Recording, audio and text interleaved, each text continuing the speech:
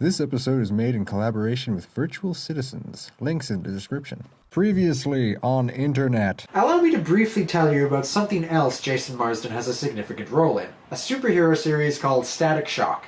And now, the continuation. Well, June 1st is the anniversary of Static's first appearance, so it's time to go into detail. Static Shock began life as a superhero comic published in the 1990s by Milestone Media. When it was adapted into an animated series, it became part of the DCAU, which you may remember as featuring the only version of Batman who isn't utter garbage.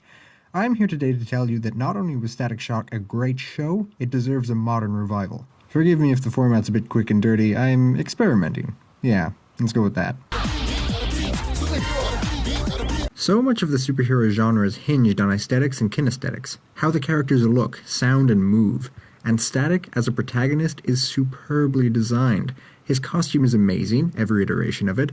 His power set of do-anything purple lightning is both versatile and really awesome. And his preferred mode of transport, surfing around on a metal disc, man, that's iconic. I didn't even watch this show growing up, but based on the glimpses I got of the opening sequence, I was hooked. Static is just really stylish, no two ways about it. But it's not just that Static is a great protagonist, so is his alter ego, Virgil Hawkins. All this flashy appearance is built on top of a lovable character. He's intelligent, charming, and aims to do the right thing no matter what it costs him. I love watching street-level heroes like this, posing for crowds and exchanging friendly banter with firefighters. It's just good stuff. Maybe we should put you on payroll, Static. Give me one of those shiny helmets and we'll call it even. He's not perfect, of course. He's still a 14-year-old boy, and can often act like a brat, especially towards his older sister, who honestly is nowhere near as unreasonable as the show makes her out to be. Guess it's a marketing thing. Older siblings are totes lame-o, right kids? Well.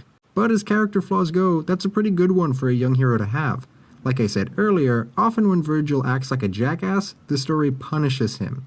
It allows for growth. We can watch him learn from his mistakes and become an even better hero. I could go on, but this is the main point. I'm generally disinclined towards liking protagonists, but Static is a loud and proud exception. I really admire him in a way that just doesn't translate for other characters. I love Virgil, and I love the people around him. His family, his enemies, and his best friend Richie. I'm not the only one who loves Richie. He was apparently really popular with fans during the show's run. As a result, the third season reveals that he had a delayed reaction to the mutating gas on Virgil's clothes. Translation, the writers wanted to make him a superhero too. And it was so. Richie becomes a tech hero named Gear, which is a clever moniker that refers both to his equipment, or gear, and his role as a mechanic. Unfortunately, here in Richie's ancestral homeland of Ireland, it has a third meaning. Heroin. But hey, that's only mildly hilarious. Fucking Gear. In a different show, Richie would just be the sidekick. He'd banter a bit with Virgil, and he'd have a couple arcs where he feels he isn't as important. And while they do hit those beats, there's something in the delivery that really works. Virgil and Richie make a fantastic duo, and they're a joy to watch. Much like Nick and Judy, it's almost impossible for me to make a firm decision about which of the two is my quote-unquote favorite. They work so well together that I'm pretty sure my answer is just both. One's smart and lovable, the other's scrappy and lovable. Together, they're just lovable and lovable. It's like they paved over a piece of your childhood.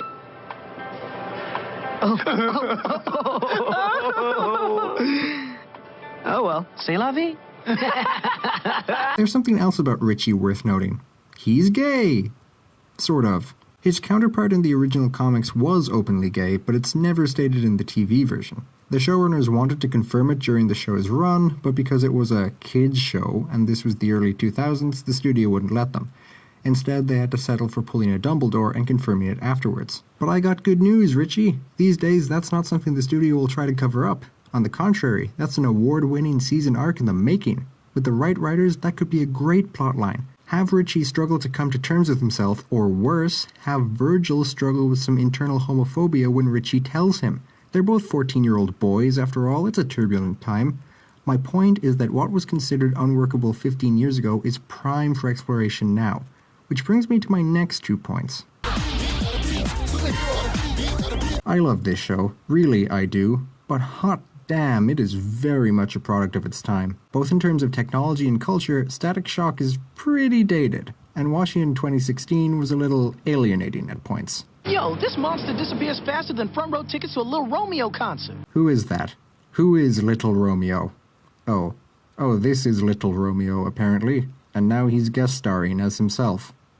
Cool. Being dated like this is unavoidable, really. Either you make your art reflective of your times, or you try, and almost definitely fail, to make it timeless, thereby robbing it of much of its relevance. Even if it's a little funny in hindsight, Static Shock still stands as a very entertaining show. But man, I'd love to see the characters get an update. A lot of what makes Virgil a dynamic character is his youth, and, like it or not, youth is a very transient property. It changes year to year. And while this Virgil is very reflective of someone who would now be in their freaking 30s, it'd be nice to see him as a modern teenager. There's a lot of potential for new stories with teenage superheroes in the modern age. I want to follow Static on Instagram. And I don't even have an Instagram account. Think of what kind of social media presence Static would have, the choices he'd have to make, whether he lets someone in on his secret just to run his accounts, whether social media makes his secret identity impossible anyway. This is the kind of story this show could really tackle. Speaking of, this show had a reputation for tackling issues more seriously than its counterparts. Last time, I poked fun at this admittedly hilarious line. Well, you got what you wanted, Dad. My best friend's gone because of you and your stupid racism. But really, I was being unfair. Near the end of the very same episode, Mr. Hawkins gets a monologue about racism that's just gold, man. Really relevant to this day. Richie wasn't the only boy who ran away from you last night. What your son heard, Hawkins. I wasn't talking about him. No, you were talking about his kind, that's all. Well, I know your kind, Foley. I've seen your kind all my life. Racism wasn't the only issue this show tackled. It dealt with some pretty heavy stuff. One character is revealed, albeit kind of out of nowhere, to have been struggling with dyslexia all his life, and he gave up on the methods he was taught to mitigate it because he was just too tired and frustrated. One infamous episode combines intense bullying with gun safety, with understandably tense results, while the Christmas special revolves around an incredibly powerful metahuman who turns out to be a mentally ill homeless child. And not mentally ill as in, oh, the magic gas turned her evil. Mentally ill in that she has been failed by the system and she's cold and hungry and completely alone. All the superpowers did were finally make people notice her. I found out from some people. People who care about you. Nobody cares about me! Now, did the show handle all this stuff flawlessly? No. Some of these very special episodes outright end with Static turning to the camera and yelling statistics at you like an angry G.I. Joe. But these issues do need to be tackled. If you're one of those people who thinks superhero fiction should be apolitical, let me put this bluntly. You're an idiot. Captain America entered the world by punching Hitler in the face. Literally the first thing he ever did. First issue. Cover of the first issue. This genre may seem light and breezy, but it has always been steeped in contemporary political and social issues. So with that in mind, I'm going to put forward what is apparently, in the year of our Lord 2017, a controversial statement. Maybe not every single superhero should be a straight white guy. Shocking, I know, but hear me out. I could easily double the length of this video by going off on a rant here, so allow me to merely point to the most concise unit of data. Marvel Cinematic Universe, dominating cinemas for nearly 10 years now, makes ludicrous amounts of money. 15th movie just came out, 16th on the way, and every single one has starred a white man in the lead. Recently, this character was portrayed by Benedict Cumberbatch, the actor listed in the Guinness Book of World Records as the whitest man alive. Even Guardians of the Galaxy, which as we all know is the objectively best line of films, centers its team of lovable and literally colorful misfits around a blonde guy named Chris. The third one. This lack of diversity isn't just stagnant, it's downright embarrassing. Superheroes are the Greek gods of the modern age. They belong to everyone. And we need characters who reflect more demographics, more viewpoints, more experiences. We need more characters like Static. Static Shock covers the urban African-American experience, kind of like Luke Cage. The age gap is noticeable, though. A lot of the Netflix series dealt with Luke's financial situation, while Virgil, as a high schooler, is more concerned with finding time for homework and volunteering at the youth center. But you know something that was great about Static Shock? Virgil broadened his own horizons and interacted with different kinds of black heroes.